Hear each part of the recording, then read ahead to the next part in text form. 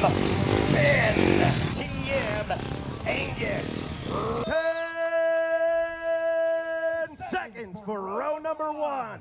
The top riders.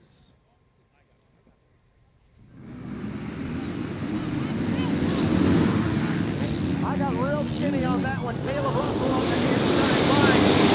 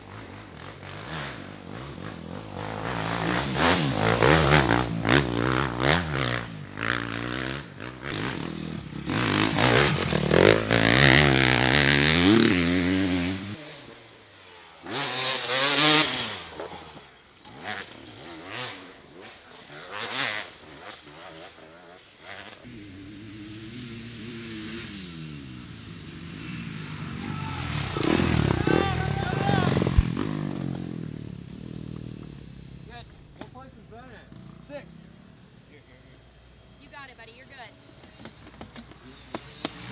Hey, keep doing you, baby. Let's go.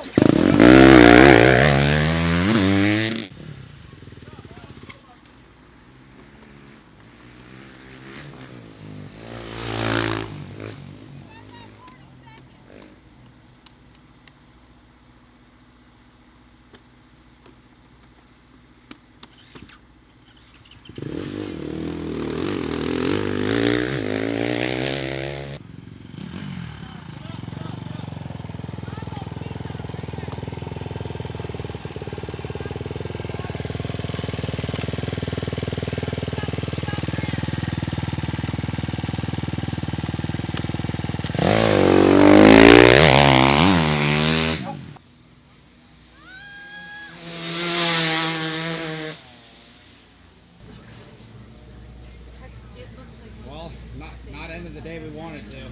No, definitely not. Bad start, but I was able to make a lot of passes getting towards the front that first lap and moved into 8th place. And I knew we set up to where we wouldn't have to change filters today, so I figured if I can stay in that position, you know, we'll be close to the podium at the end of this thing. And I was making moves towards the front, just had a little issue, not sure what exactly happened, but we had something go wrong with the end of the bike. Don't know if we struck a rock or what exactly caused it, but yeah, put us out of this one fairly early, and now we're getting to sit on the other side of the fence and watch the guys go racing.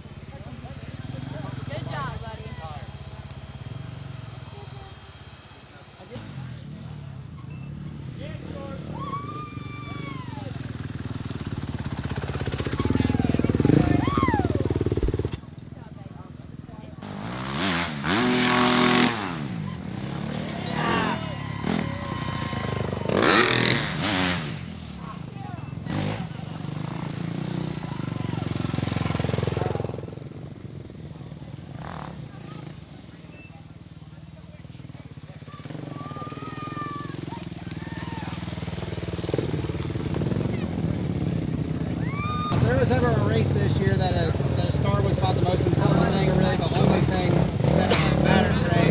You got it, and you took it all the way to the end. Yeah, pumped to get the whole shot. Well, not the whole shot, I don't think, but I got to the lead really fast, and then just put my head down and got a really good gap, and just maintained it for a little while, and then started to find my groove a little bit more, and then I was riding really good. And then I looked down and I'm like, oh shoot, my tire's gone, it's bald. But the last 2 laps I just rode it in with a bald tire, and I'm pumped for another win and extend the points lead. And I'm pumped for Brody to get on the podium with me. That ain't never happened before. We've been talking about it since day one in XC2, so I'm pumped about that. Take us through your vision of the track. Obviously you had the lead, so you weren't really choking on dust until you got to lappers, but just how was the composition and just how everything laid out today within the track itself? It was pretty good. Honestly, the bike-only section was definitely hard in the first lap to see. I was struggling a little bit to know where to go. I biked it a couple times, but still, it's just fresh trail, and I'm trying to rip through it, and I'm just like all over the place, and I'm like, oh, they're gonna catch me back after I just pulled a 30-second lead. But other than that, honestly, the track wasn't bad for all the dust. Just other than the little rocks underneath the dust that were a little scary, but other than that, I honestly kind of enjoyed it. Another win on the year and extending the points lead. Nice job today. Yep, thank you. I'm gonna go get a Gatorade. I'll be right back, okay? Second overall, XC1 win. Choking on a lot of dust. Take us through the day. Yeah, it was, man, it's just like last year. I knew it was going to be pretty bad today. I knew the start was crucial, and then Grant ripped the whole shot on that 250, and I went down in the woods in the rock garden right on his wheel and tried to split line and came up right next to him, but he edged me out, and after that, we got into the dust in the powder, and it was over. I mean, I just kind of followed as close as I could, and then he inched away, and I fell twice the first lap in the new section, and after that, I just pretty much rode for myself all day. Didn't see anybody but lappers, and just was trying to be smooth and stay off the ground. How was the soil itself? I mean, obviously, it's just hazy when everybody blows through it. How bad was it catching you off guard just with everything that you couldn't really see underneath? Well, what would get you the most were like the roots, like up around the trees and stuff, because there'd be a bunch of powder and you slam into a rut, and because there was a lot of ruts still, and then just get all bent out of shape, and it try to throw you out into the powder berms, and once you got in that stuff, you were just like done. Like you just about crash every time, and thankfully I didn't hit the ground too many times today, and all good. Nice job today. Thank you. It only took you another 10 races. Wow. I needed that one. Hey, you got the start. You were up there in the top 5 right off the get-go in the development there all day. Yeah, at the last couple races, I don't think my intensity's been the same. And this one I went into the mindset of I don't really care about anybody else. And then clearly that helped me. But man, it feels good to get back on the box. You saw it on camera. Take us through right before the white flag. You had to stop and your finger was in a different direction. Yeah, well, they said I was catching Jordan, and I was like, well, okay, I don't mind second overall. And then in the bike-only section, my front end just stepped out of a little rut. I think a rock was in it, and it sent my front end to a tree, and then hit my pointer finger, and my pointer finger was bent up. And I went to go grab the front brakes in the next corner, and my finger wouldn't move. I was really wondering why, and then I looked down, and my finger was like up, like it was a 90 like, that does not look good. So I stopped at Trent and I said, pull my finger. I was like, hopefully it goes back in. Hey, nice ride today, man. Thanks. Oh, wow. Ladies and gentlemen, let's hear some noise. Your overall bike podium here from the Rocky Mountain ATVMC Mountaineer GNCC. Grant Davis, Jordan Ashburn, and Nick DeFeo, 1, 2, and 3. I'm taking some champagne showers. The bottles are spraying up here on the podium.